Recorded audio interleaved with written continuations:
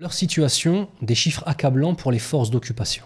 Premièrement, toutes les familles palestiniennes ont des morts dans leurs proches. Alors ça, si on veut ancrer une fracture entre deux peuples, il n'y a pas meilleure solution que ça. Vous ne rencontrerez jamais une seule famille palestinienne de Cisjordanie ou de Gaza qui vous dira « Dans ma famille, nous n'avons jamais eu de morts ou de blessés par l'armée des forces d'occupation. » Jamais vous ne pourrez avoir ça. Il y aura toujours un cousin, un oncle, un frère, un père, une mère, une sœur, une fille, un fils ou quelqu'un. Toujours, il y aura toujours quelqu'un. Toutes les familles palestiniennes sont endeuillées. Absolument toutes.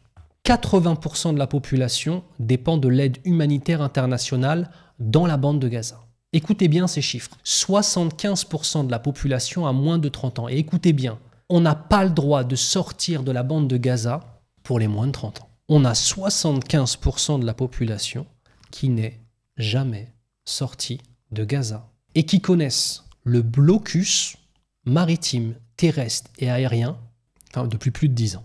60% des Gazaouites souffrent d'insécurité alimentaire. Entre 40 et 50% de chômage de façon globale, entre 40 et 50% de chômage de façon globale et 60% chez la jeunesse. Écoutez bien, 95% de l'eau pompée localement est contaminée et non potable.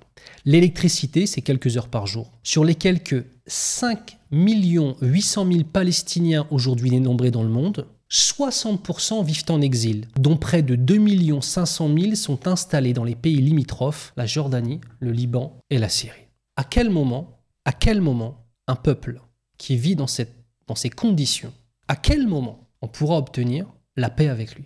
C'est impossible en fait. Mais ils ont voulu construire des murs pour tenter d'éteindre le bruit que les agonisants font et faire semblant que ça n'existe pas. Sauf qu'ils existent. Pas de justice, pas de paix. Voilà comment réfléchissent les Palestiniens.